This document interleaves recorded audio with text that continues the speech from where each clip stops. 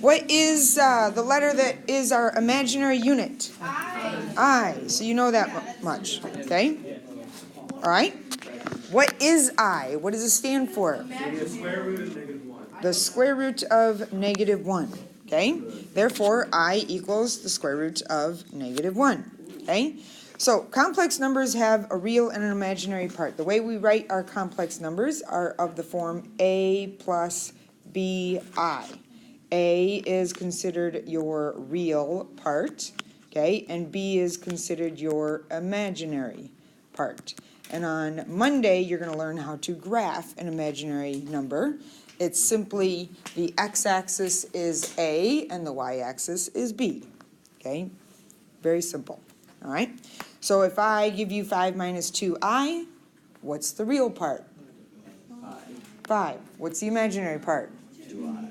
2. Just say -2, okay? You don't even have to put the I. It's the -2, all right? Are we good with that? Okay. So then, simple questions that they'll ask is to see if you understand is, they're going to match up, like a imaginary number with like an equation. Okay. So if the A part represents the real part and the 64 does not have the I, therefore that means that A squared equals 64. What does A equal? A equals 8, and you could say plus or minus 8 because we're taking the square root of both sides, okay? All right, then you've got -8 equal to A, and this is going to be, slightly different, and we got to talk about this when we get down to here to properties of I. And notice it says I cubed, not I, so therefore it's equal to BI squared. Okay? Does anybody remember what I squared equals? -1. So therefore we got -8 equal to -1 times B or -B. What does B equal? B equals 8. Okay. It is I cubed. You are correct. Okay? But when we talk about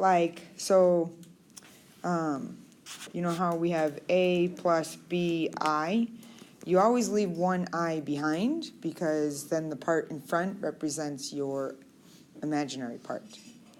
Okay, so that's why I only did I squared, not I cubed. I left one behind. Does that make sense? Yeah.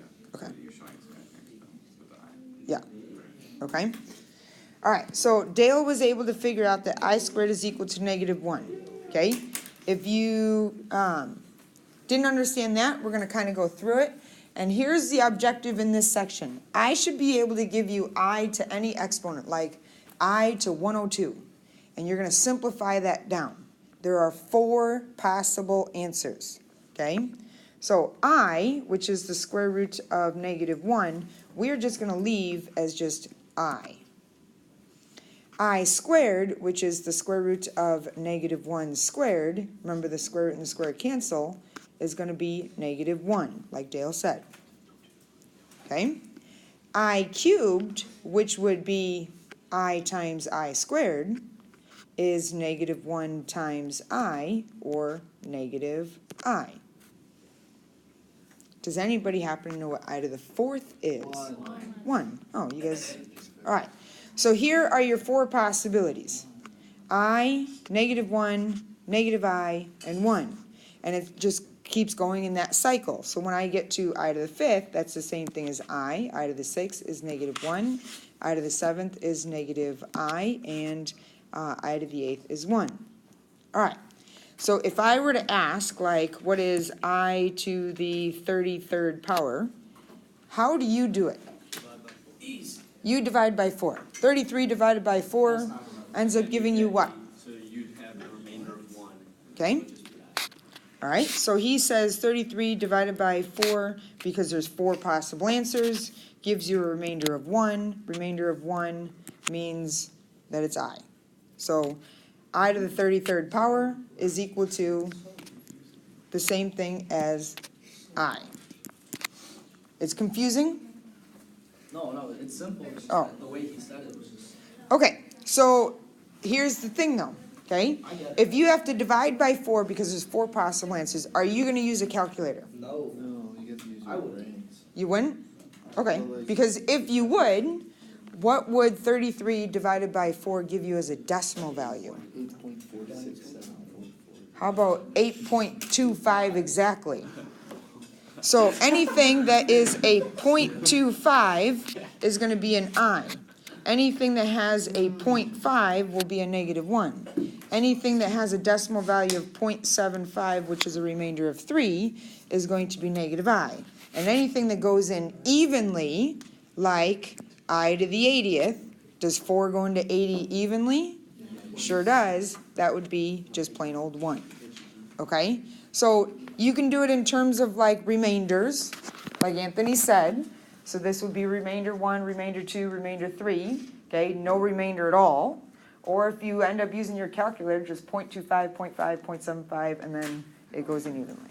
Okay? Questions on that? All right, so don't yell out the answer. Let's see if you can get this one on your own. I to the 78th power. What? See if you can do it without.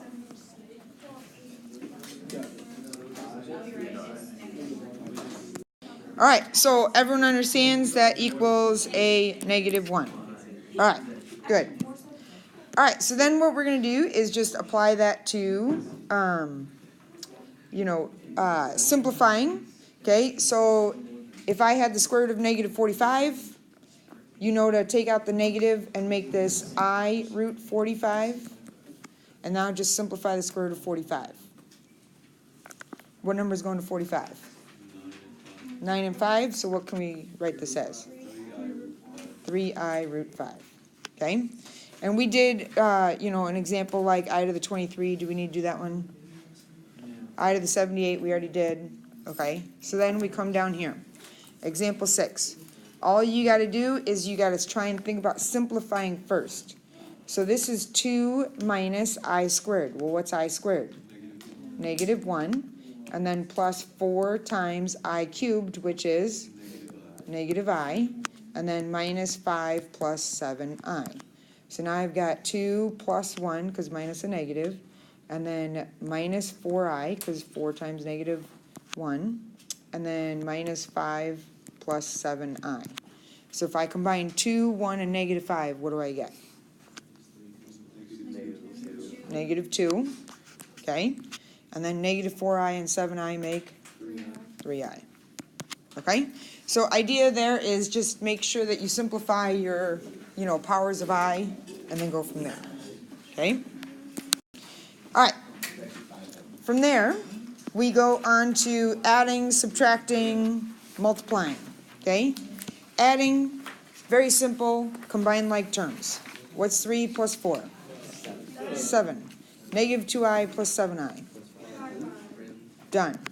Okay? Big thing here is make sure that you subtract both. So what's 3 minus 4? -1. What's -2I minus 7I? -9I. Okay? You're just simply combining like terms. All right? Then you got a FOIL. Okay? And the big thing here is you're going to end up with an I squared at the end, and you have to change the I squared to a -1. Okay? So if we do first, we get 30. Outer, we get -20I. Inner, we get 18I. And then 3I times -4I is -12I squared.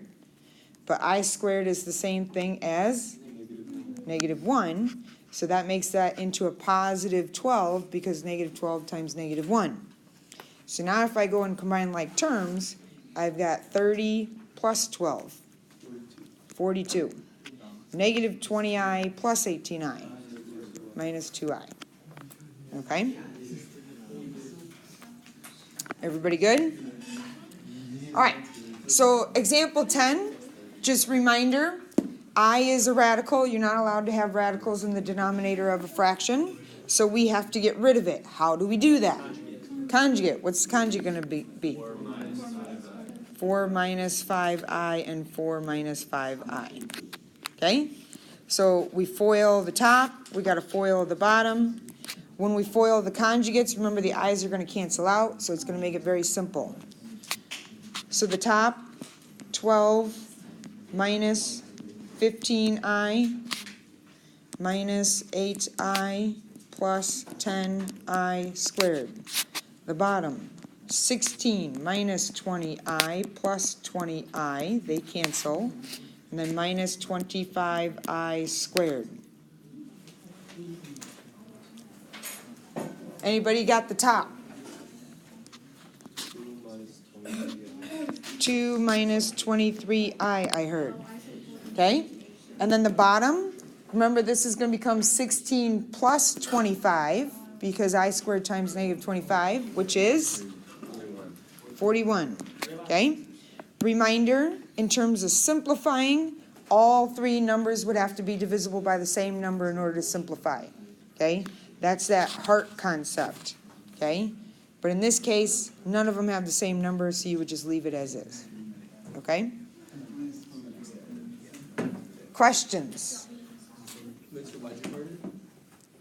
I was explaining while you were talking that if we can simplify, you have to check to see if all three of these are divisible by the same number. Or any of these divisible by the same number. No, so we just leave it. Okay? All right? But we wouldn't divide by 1. Okay? All right.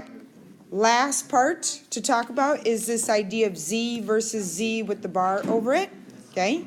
And that simply means conjugate. Okay? So if z is equal to a plus bi, then z with a bar over it is equal to a minus bi. So it's just a shorthand way of saying this is the conjugate. Okay? We good with that? All right, so properties, very basic ones. Okay? If you do the conjugate of the conjugate, double bar, you get back what you started with. Okay?